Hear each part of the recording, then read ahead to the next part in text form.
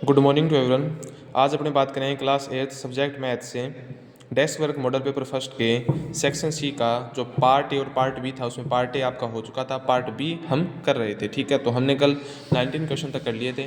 आज अपनी बात करेंगे क्वेश्चन नंबर 20 और देन नेक्स्ट क्वेश्चन। ठीक है, क्वेश्चन नंबर 20 क्या कह रहा है? Diksha has a road map with a scale of 1 centimetre representing 18 kilometre. ठीक है, तो दीक्षा के पास क्या है? एक रोड मैप है। ठीक है, रोड मैप आप समझते हो।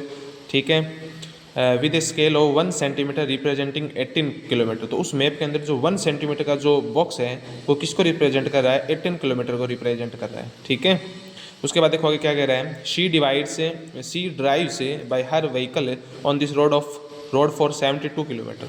ठीक है, तो वो अपने व्हीकल को क्या करती है? ड्राइव करती है, चलाती है। कितनी दूरी के लिए? 72, उस रोड पर 72 किलोमीटर डिस्टेंस के लिए। ठीक है, समझ रहे हो?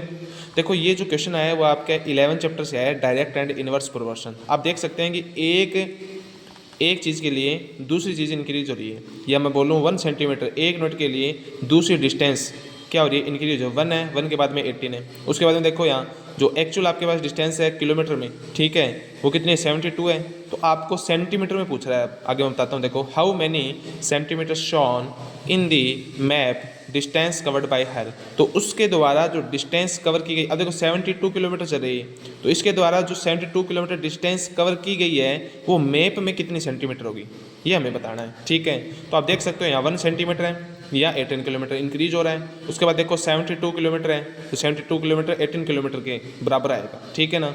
तो आपको क्या करना है? इसमें टेबल बनानी है। वैसे तो इस क्वेश्चन में टेबल नहीं बना रखी है, आप ऐसे करोगे तो आपको समझ में नहीं आएगा। ठीक है ना? तो जैसे मैं आप जैसे कि क्लास में करवाया ना, तो आप वैसे कर सकते हैं। 1 सेंटीमीटर इसको मानो आप x1, 18 किलोमीटर है इसको मानो y1। ठीक है, अब जो हमें सेंटीमीटर में फाइंड करना है 1 सेंटीमीटर के इक्वल, जो कि मैप में हमें बताना है कि कितना होगा, उसको मान लो x2।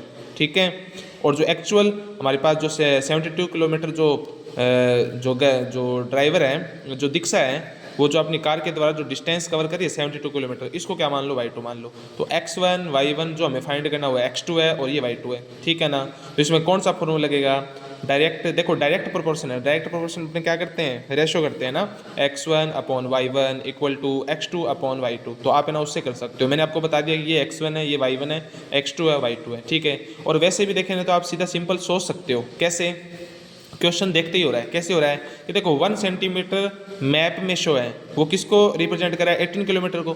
तो 72 किलोमीटर जो एक्चुअल डिस्टेंस दीक्षा कवर कर रही है, तो वो मैप में कितना होगा?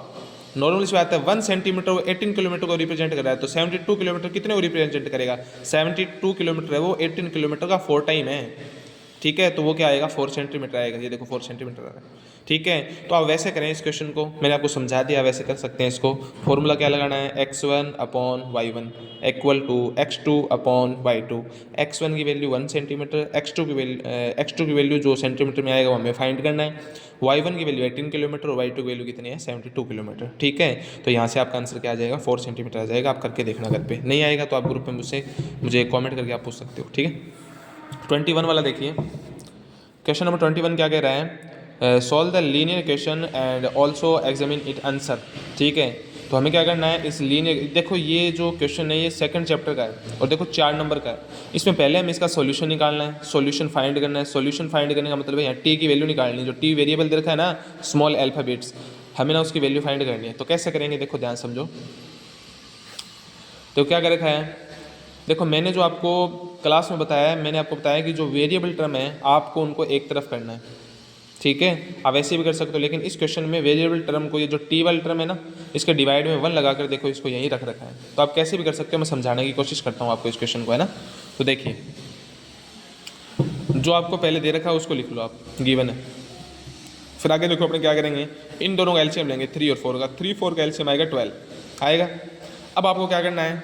क्रॉस मल्टीप्लाई करना है। क्या करना है? क्रॉस 3 का मल्टीप्लाई करो 3t - 2 के साथ। तो देखो 3 का मल्टीप्लाई 3t - 2 के साथ। अब ये माइनस है, माइनस एज इट इज है। 4 का मल्टीप्लाई करो 2t + 3 के साथ, तो 2t + 3।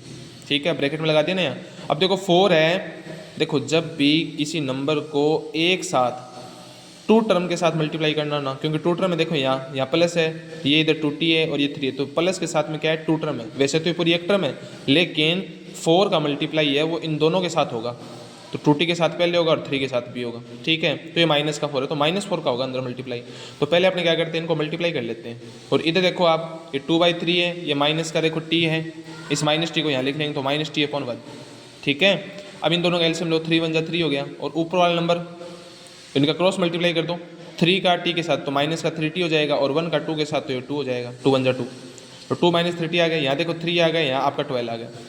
अब इनको देखो, इनको सॉल्व करो, 3 का मल्टीप्लाई 3t के साथ तो 3 × 3 = 90, 3 का मल्टीप्लाई -2 के साथ 3 × 2 = ये हो जाएगा माइनस, देखो माइनस, और ये 3 बाहर है ना, जो ब्रैकेट के बाहर 3 है वो प्लस का है, तो प्लस माइनस हो जाएगा माइनस, 3 × 2 = 6।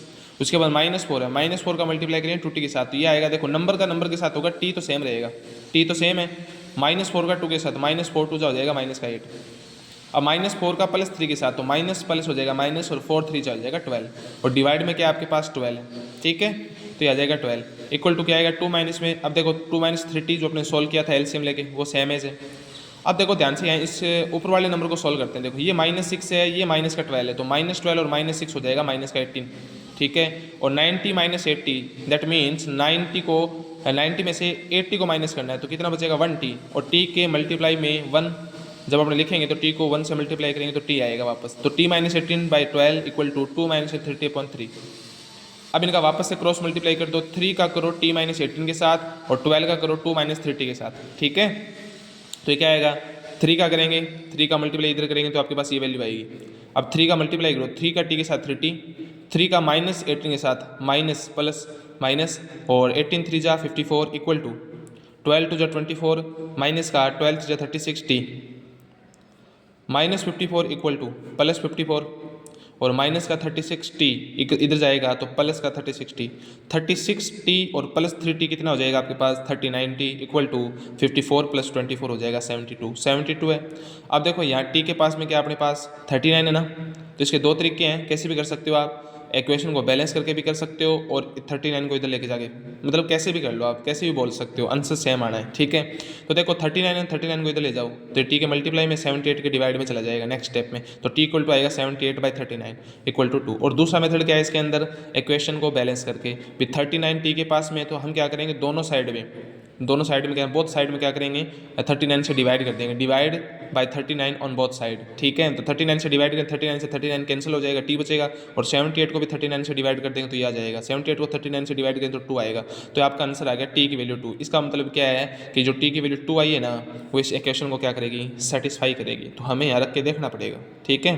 तो देखो हमारे पास LHS क्या है, LHS है 3t - 2/4 माइनस का 2t प्लस में 3/3, ये LHS है, और इक्वल है, इक्वल के इधर गया RHS है 2/3 - t, तो यहाँ t की वैल्यू 2 हम क्या करेंगे, पुट करेंगे, ठीक है।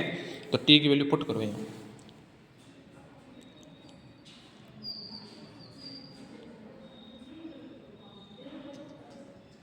ठीक है।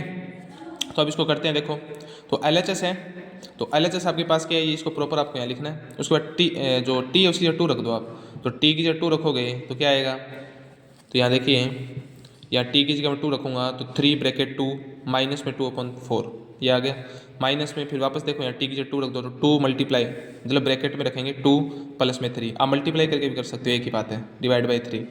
अब देखो 3 4 जा, या फिर सेम ऊपर वाले सॉल्व कर लो, 3 2 = 6 - 2/4, तो 6 - 2/4 इक्वल के बराबर लेके चलेंगे, तो इक्वल लगाया तो पहले फर्स्ट स्टेप को करेक्ट सॉल्व करेंगे, तो 3 2 = 6, 6 - 2 हो जाएगा, ये 6 - 2/4, नेक्स्ट स्टेप में कर देंगे 6 - 2 क्या आएगा, अब माइनस है तो ये रहा माइनस, ठीक है। अब देखो 2 2 = 4, 4 प्लस में 3, तो 4 + 3 और डिवाइड में कितना है 3 3, अब इक्वल लगाएंगे, अब 6 - 2 कितना होता है 4, 4 को 4 से डिवाइड कर देंगे, ठीक है।